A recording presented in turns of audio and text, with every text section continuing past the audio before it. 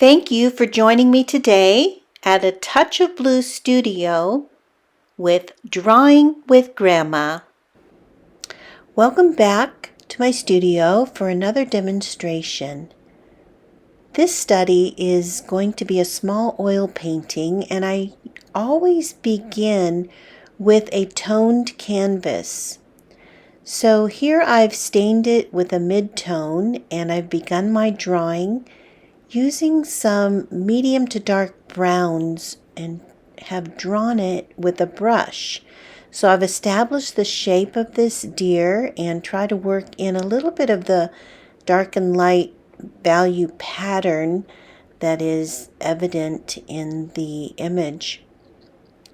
So I'm beginning to now establish more of the value range, and I have mixed up kind of a deep brown with burnt umber and a little bit of black, just to help me to get the dark and light areas of the drawing established, to work in the form of those legs, which it's tempting to make them thicker and wider than they really are.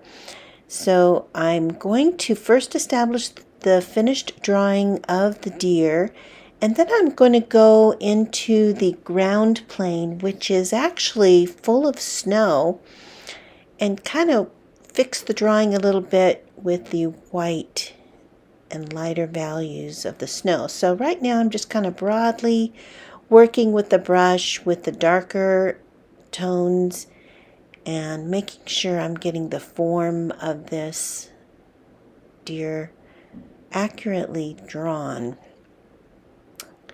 I try to be a little bit loose. I don't want to be really stressed and a perfectionist with my drawing approach, especially when I'm working with a brush. I just want it to be fun. I want it to be loose. And with oil paint, you can manipulate and work the paint and move it even. So it should be a little bit looser than what you might imagine it to be. And I can make changes and adjust as I go. So it's just a lot of fun to draw with paint and to draw directly on the canvas without an established pencil drawing underneath. So that's my particular approach when I'm doing oil painting. With watercolor, I do like to draw first because watercolor is so transparent that it's nice to see those lines under there and the pencil study revealed. But with oil, I love just to start with the colors and the palette directly on the toned canvas. So now I have taken in some lighter values. So first I established the mediums, then the darks, and now I'm going in with the light. And the light is coming from the left, and it's a very, the weather in this image is kind of foggy, so the light is a little bit diffused, so I want to just soften the values as they form together and try to make the light source evident, but putting more focus on the snow and the shadows and the snow that you'll see slowly be revealed. So I'm going to start laying in the lightest areas, as I mentioned, and try to blend them a little bit to create the form, the three-dimensional illusion of this deer.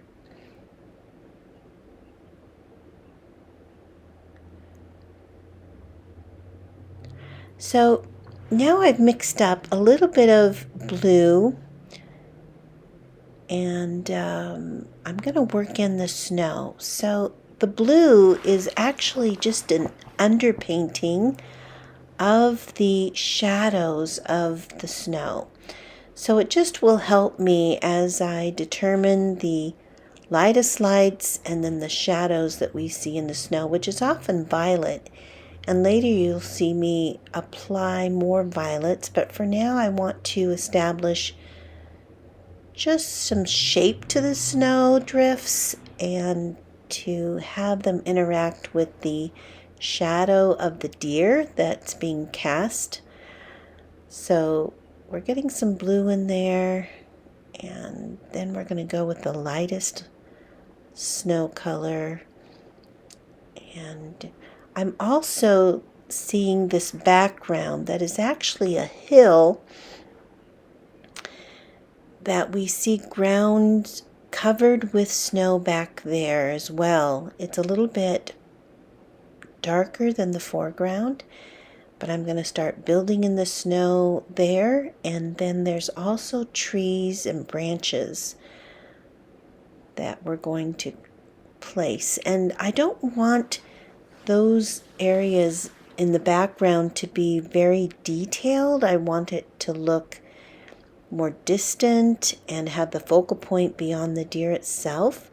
So I'm going to kind of blend in the trees and the branches and that snow together, so it gives us a hint that there's a interesting background, but that we're not putting too much focus on the details.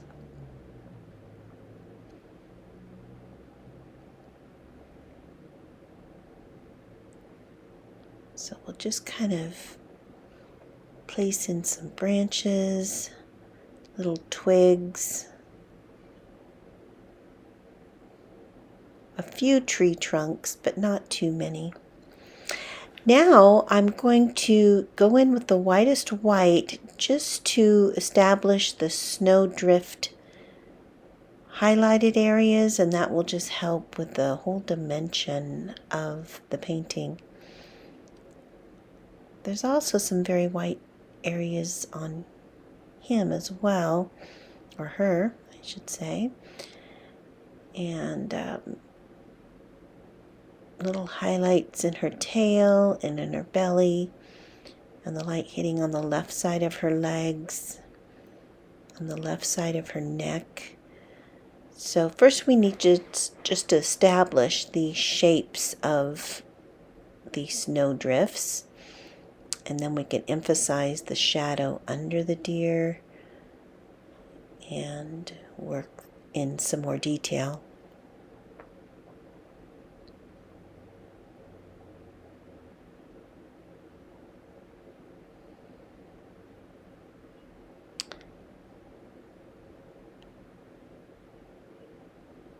Her hooves are actually hidden in the snow, so I don't have to paint those, and that makes it a little bit easier.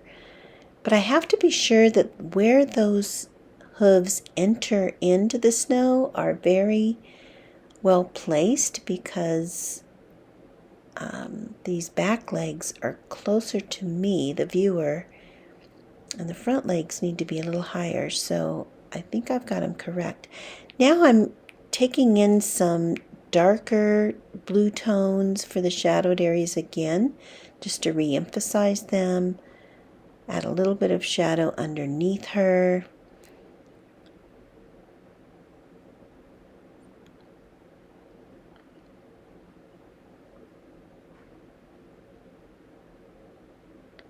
Trying not to hit those highlight areas, but in between them.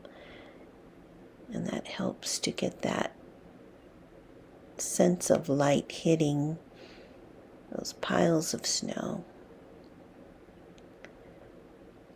And then we can re-emphasize the snow in that background that's on the ground as they head up that hill.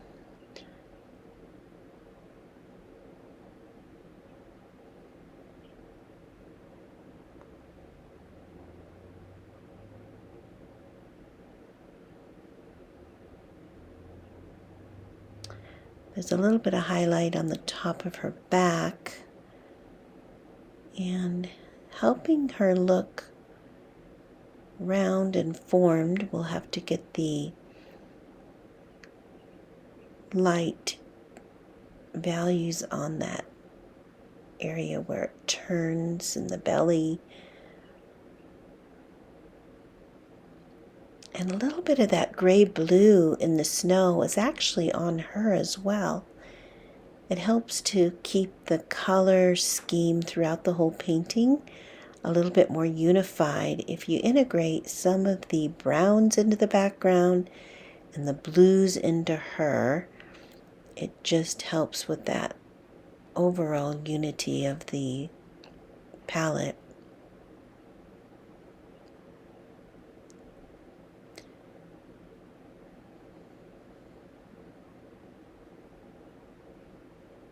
I'm also taking in this beautiful peach color that gives it a little bit of variety.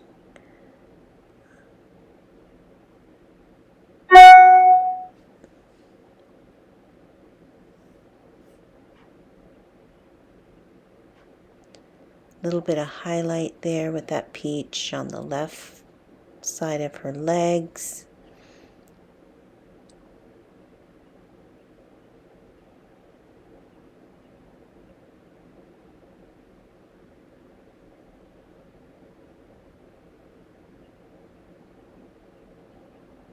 A little bit of hair marks there to try to flow that in.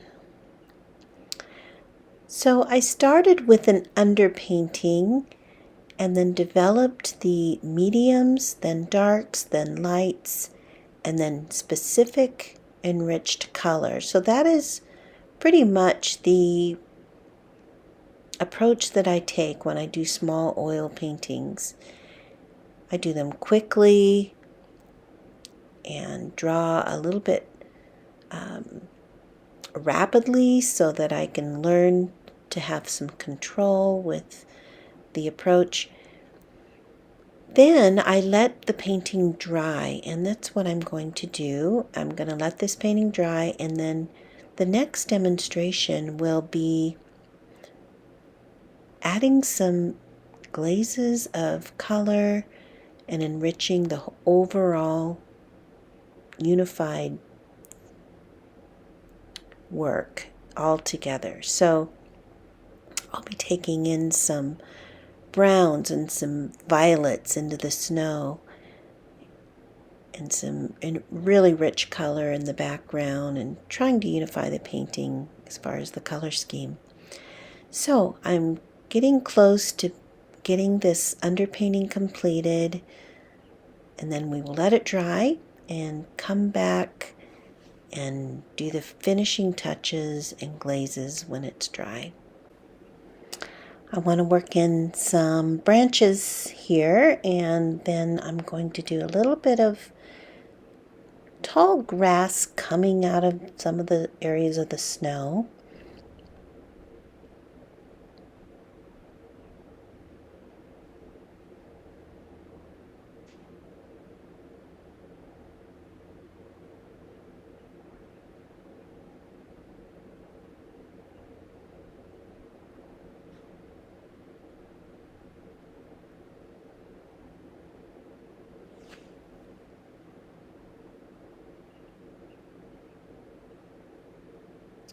Just a little bit more detail, and then we will let it dry.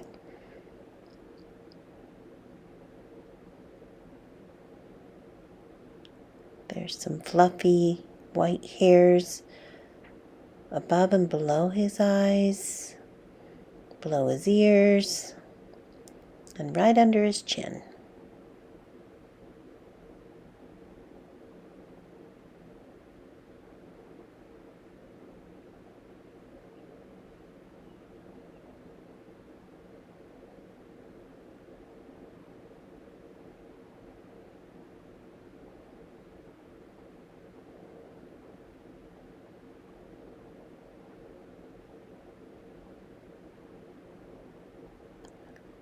Little dots in his eyes.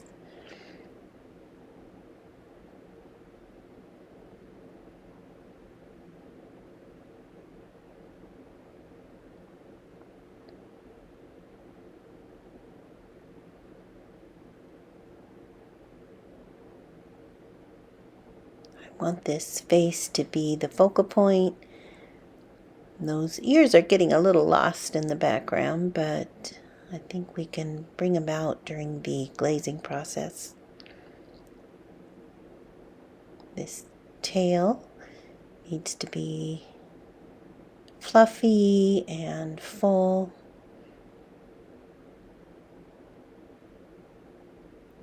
Some little highlights on his form. So here he is so far, and I hope you'll join me next time as we finish him up and do the glazing and enriching the color. Thank you for joining me today at A Touch of Blue Studio with Drawing and Painting with Grandma.